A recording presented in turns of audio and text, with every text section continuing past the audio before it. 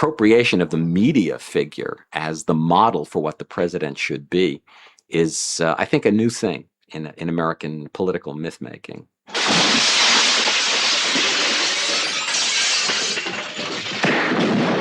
What will be the first thing you do if you do become mayor? Try to solve our traffic and parking problems? Eastwood had inadvertently given the world yet another character with whom he'd be irrevocably identified. With an ex-actor in the White House, speculation ran riot all over the world about the extent of Eastwood's political ambitions and the colour of his politics. Thank you very much. I appreciate it. I think whether a person is right-wing or moderate or left-wing or whatever, that all came out of the 60s, I think. Most of those accusations came out of the early 60s, and I was doing sort of action-packed people, renegade people. They were still fighting the establishment, but they were still fighting bureaucracy. Now, if that's right-wing, that's right-wing. But I know people who are on the other side of the spectrum who feel the same way about bureaucracy. No matter what government's in, the bureaucracy never changes, really. Eastwood's term in City Hall slowed down his output, but not the expansion of his artistic reputation overseas.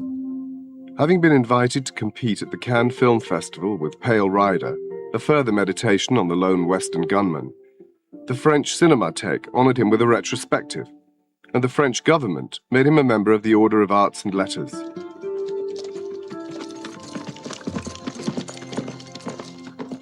These were to be the first of many such honours that would eventually be given to him by other film institutes and other governments. But a special place in his affections would be reserved for the after-hours tribute, paid to him by America's finest jazz musicians at Carnegie Hall for the jazz scores he'd commissioned and his passion for the music.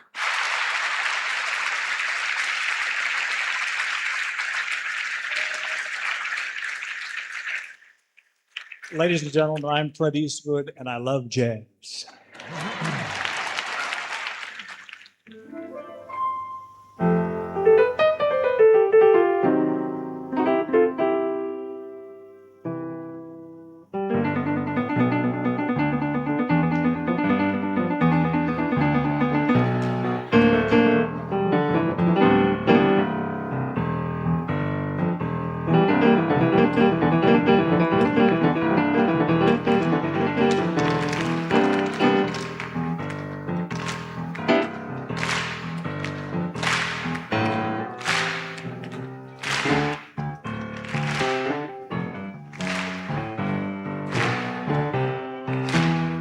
I used to sneak down into a saloon in downtown Oakland when I was 16, and I'd play at night. And the guys, they'd feed me pizzas and give me all the beer I wanted to drink.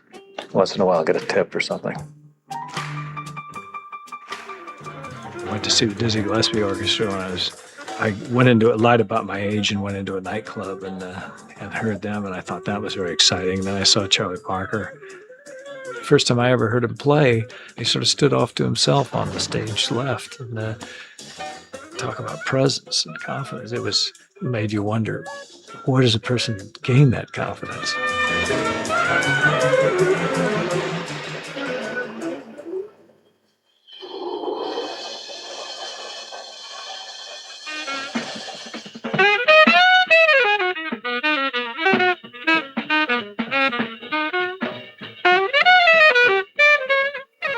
Somebody told me he was looking for me, and I thought, oh my God, Clint Eastwood, Dirty Harry, God. And I couldn't believe it. And I got a phone call one night from Hollywood, and this voice said, "Hi, this is Clint Eastwood. Can I call you Chan?" I said, "Sure, can I call you Clint?" And we became immediate friends. And when he came here to see me, I knew he was a good guy, and I love him. Doesn't your mother mind all these people using your place to cool out like this? Oh, she's used to it. And now, my record collection. Damn! Ooh, I'm sorry. It should be. Ouch. Maybe later. It's all right. Can we just go find us someplace so you and I can be alone? Why? Because I haven't finished talking to you. Well, there's the suicide room. I knew that this film meant a lot to Clint. I mean, jazz means a lot to him. The musical form, the sound, the feeling. I mean, you could tell that even by if you listen to his voice, or most certainly if you watch any film that he's made that isn't even about jazz, you see the references throughout it. And even the fact that he himself is a player.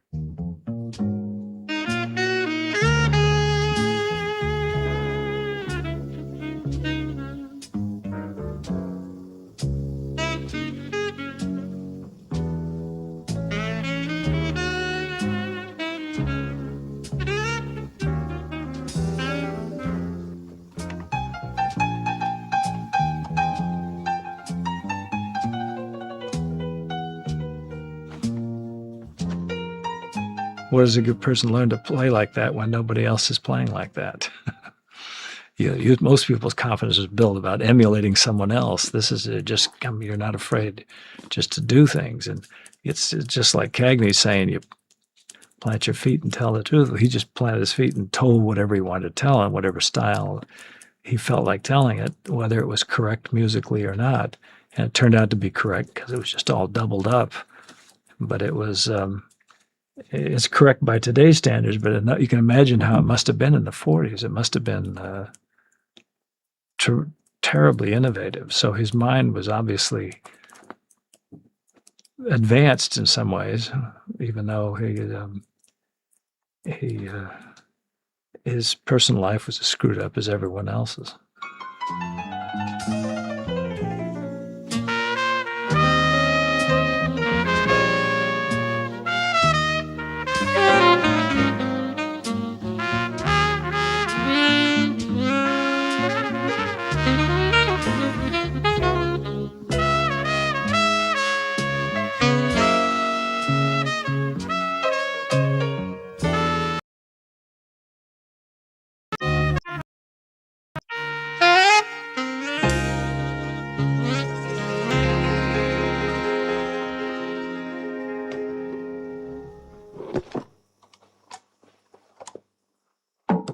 Very nice, Charlie. Very nice.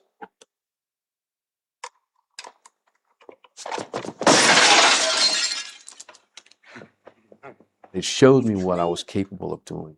And it showed me an ethic of just diving in to the character and committing myself with my heart and soul to the work in a manner that I don't think any other film has done for me,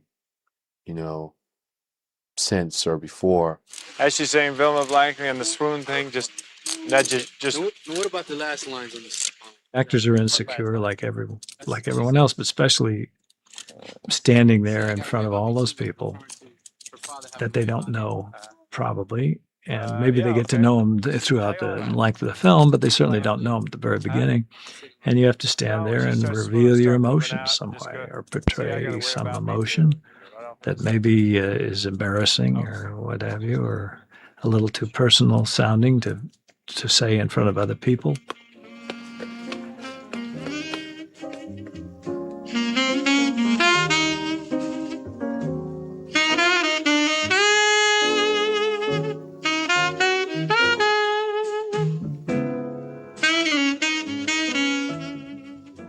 Telegram to Mrs. Chan Parker, 151 Avenue B, New York City. My darling, the news of our daughter's death surprised me more than it did you. Do not fulfill funeral proceedings until I get there. I shall be the first one to walk with you into the chapel. Forgive me for not being in the hospital with you. Yours most sincerely, your husband, Charlie Parker.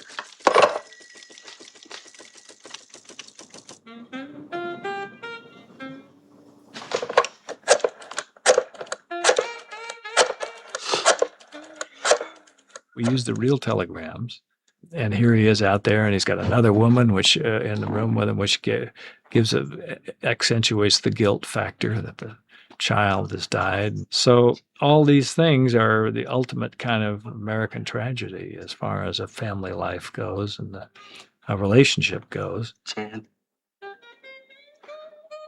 for God's sake, hold on to yourself. Charlie Parker.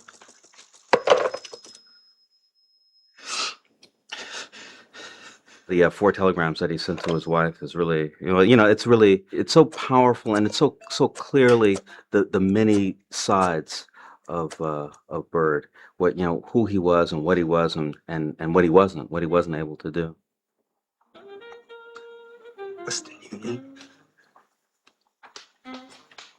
Telegram to Mrs. Chan Parker, 151 Avenue B, New York City.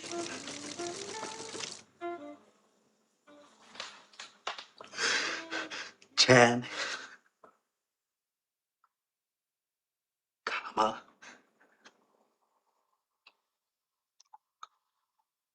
help. Period.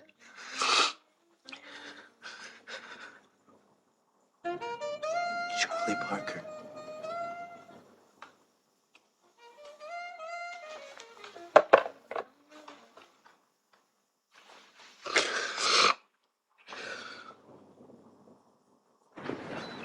Really felt, well, here's a man's life, and they want to tell me his life.